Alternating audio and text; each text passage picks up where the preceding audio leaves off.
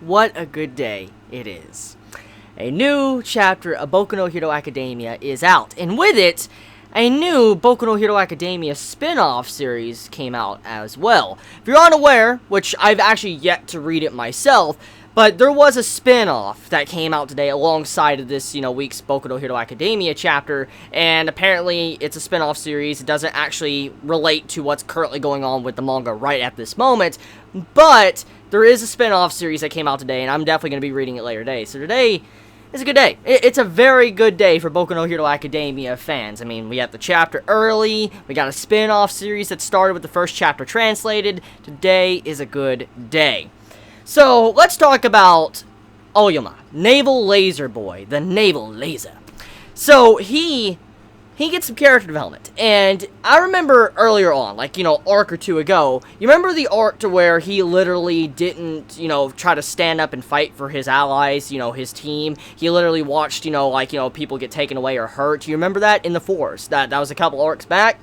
You could see how he's undergone a lot of changes in the latest chapters compared to what he was in the past. He's taken steps to change himself instead of being someone that's a coward, crusty, someone that's out for himself. He actually shows that he is becoming a better person and a better hero in general. And I love how this chapter focused on him and allowed us to see the change in him that he's been going through recently in the series, because in the past we saw how he was. He's a little bit selfish, he was also scared, he was being a coward, he didn't want to stand up and fight. And then now seeing him in this chapter, the way he was willing to sacrifice it all for the sake of his friends, it makes me respect him, because even though at the end of the day, when it came to this chapter, he won and he managed to pass, he still was wanting to sacrifice himself. He went in thinking he was going to lose. He was going to give up his spot. He wasn't going to get the license. He was giving up his spot for the sake of everyone else to prove that he has changed. He's trying to change himself actively. And that's good. That's very good character development, and I like how he passed, and I liked how he got the focus of this chapter to see how he brought everyone together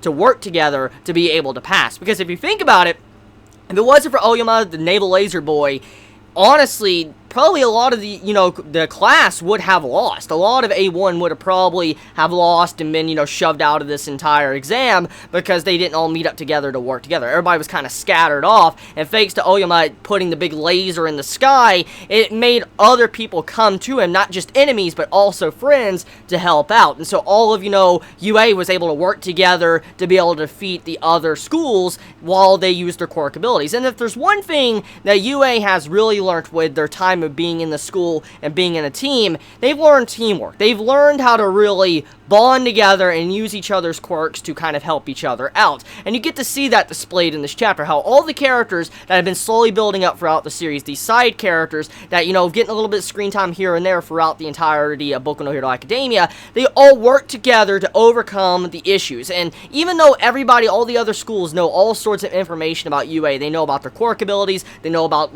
probably their hype, what their weaknesses are, they know everything about them. They know all the information that's been given to the public, and so UA was at a disadvantage. They had a handicap, but it's thanks to this that gave UA an advantage as well, because for one, you had it to where a lot of people came after them, so they could constantly have someone to target and take down, but number two is, thanks to constantly going, fighting a bunch of villains, and undergoing all these, different trials throughout the series, they've managed to grow stronger, and be able to use their quirks like it's actually a part of them, they can work together with each other like it's second nature, and we see that displayed in this chapter. So Boku no Hero Academia this week, very good characterization for a lot of the side characters, but mainly Oyama, the Naval Laser Boy. So besides that, let's talk about one of the scenes that really made me laugh. And this scene is by far probably one of the best panels of the chapter, because I was just laughing my ass off at how good it was, and literally, ass is related to, what I need to talk about. So, you remember the panel, it's on page 20, you see it to where everybody's, passed, they're all happy, and you see Ochako jumping up and all that, says, we passed the exam. If you look right behind her, in the bottom left corner of that panel, okay, when it says, everybody's passed, you see Ochako jumping up, look at the bottom left-hand corner, and you see Mineta, great boy, he's sitting there staring straight down at Ochako's ass while he's jumping up, doing, hooray. He's looking at Ochako's ass, I'm like, is he is he doing that? Like, if you don't believe me, you can go into my Twitter and check out the picture I posted on my Twitter, because I was laughing. Just, Mineta, as always. I love it how Horikoshi always slips in something like that in the chapters. Like, when there's, like, some little scenes of celebration, when you see our characters all happy, like a female character, Mineta's in the picture, you just see him, like, off in the corner being like a creeper. He's just sitting there, like, smiling or staring or whatever. Just the way Mineta is displayed in chapters, and the way he's just thrown in there, it's like finding Waldo. That's the best way to describe Mineta. He's someone that's hidden in the chapter, and you gotta kind of pay attention and notice him in the chapter, because you could easily miss that panel. I'm not even joking. On my second read-through, when I read it the second time around, that's when I actually noticed it. I noticed Mineta staring at Ochiko's ass, and I'm like, oh my, that's, yeah, that fan service, like, holy crap. So, well done, Horikoshi, once again, for throwing in another Mineta, you know, I guess, panel that was hidden, and you would have to really pay attention to notice. I get a good laugh from that type of stuff. That's pretty good. Mineta is best boy, definitely. Best boy. So, chapter overall, good chapter. We have the people that passed. All 100 people have passed. Now we're moving into the next part of the exam, and the next part of the exam is a disaster. For instance, everybody is going to have to be trying to rescue people. It's kind of like what a traditional hero has to do. Go off and try to rescue someone, save people from a fire, save someone from a natural disaster. That's what everybody is going to have to do. They have to save people. And so, at the end of the chapter, you got to love that nostalgic panel when Izuku remembers All Might carrying people out of the fire.